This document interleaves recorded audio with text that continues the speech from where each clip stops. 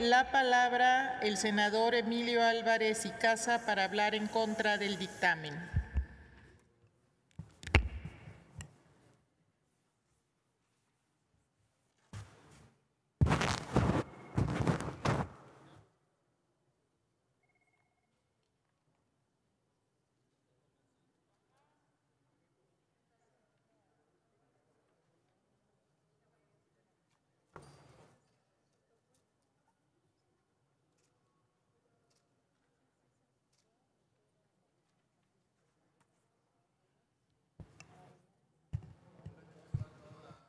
Buenas tardes y distinguida Asamblea.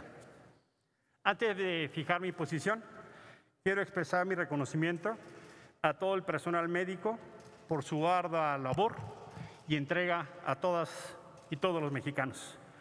Incluso han sido víctimas de agresiones y cargan con la enorme demanda y frustración, la desesperación de pacientes y familiares que reclaman por respuestas y servicios. Por eso, hago un atento llamado a que cuidemos al personal médico. Me gustaría iniciar diciendo que esta es una gran ocasión, pero no es el caso. Esta sesión del Pleno del Senado de la República le queda a deber al pueblo de México. No se hace cargo de que México está en crisis. El Senado de la República no se hace cargo para tener una agenda integral que ayude a salvar vidas, a salvar nuestra economía o a mitigar los efectos de la pandemia del coronavirus. Pero no es así. Se ha optado por una estrecha visión, mezquina diría yo, y se ha limitado la agenda. No se discute, por ejemplo, un plan para atender la emergencia económica y social, y tampoco la destrucción de millones de fuentes de empleo, y con eso la subsistión de miles y millones de familias en este país. Tampoco estamos analizando cómo podemos ayudar a agilizar la compra de material para atender a las personas que han sido infectadas con el COVID. ¿Cómo podríamos ayudar al SAT para iniciar un programa de incentivos fiscales para cubrebocas, máscaras, ventiladores y más? Y que no se vaya a China a comprarlos. La verdad es mucho más cercano Tijuana, Tlalnepantla o Querétaro. No tienen que ir a China, tendrían que estar produciéndose en México. En realidad, estamos aquí por un capricho presidencial, que la mayoría legislativa consecuenta y exhibe al Senado de la República como una ventanilla de trámite. Esta sesión, en verdad, se convocó para atender o pretender atender una estrategia de control de daños del deterioro que ha tenido la imagen presidencial. Se quiere disfrazar este actuar de la mayoría con un tono heroico y un gran gesto humanitario. No es ni una ni otra cosa. Esta mal llamada ley de amnistía no cumple con los fines que dice buscar. No es ni una amnistía en los términos que se entiende como tal, ni va a ayudar a despresurizar humanamente el sistema de reclusorios federal del país. Muchas organizaciones ya han hablado de eso, el Comité de Cerezo y más.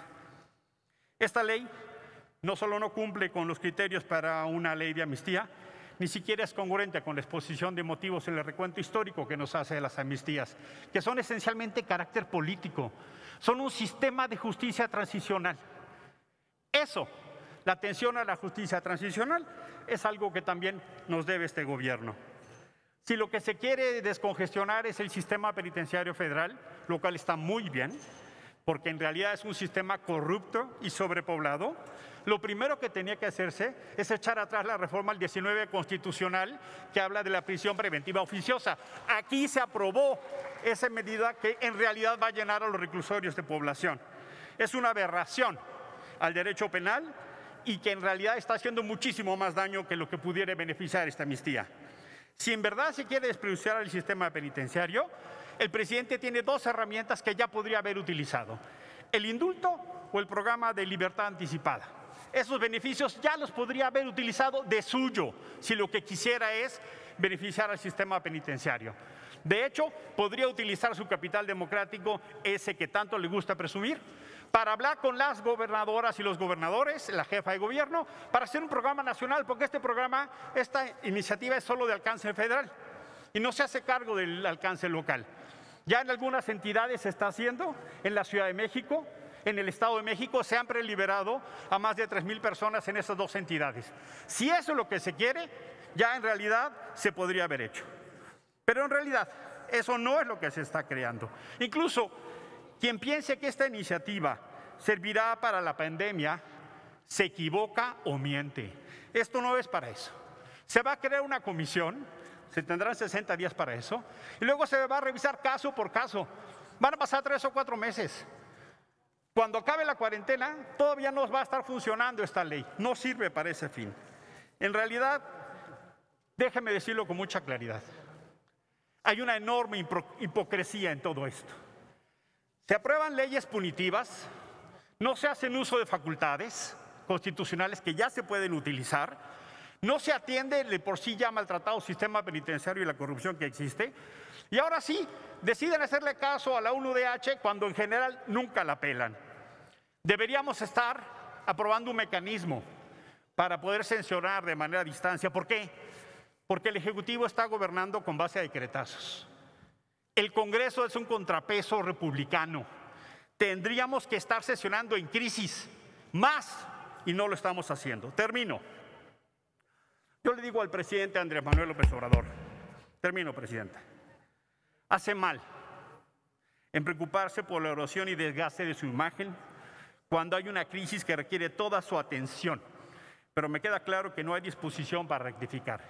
Por ello, llamo a las familias mexicanas, al pueblo de México, a respetar las medidas de salud y la sana distancia, a apoyar a las pequeñas, medianas empresas, a las microempresas, y que estemos claros, como en otras ocasiones, hemos salido sin contar con los gobiernos. Ahora también lo vamos a hacer. Por su atención, muchas gracias. Tiene la palabra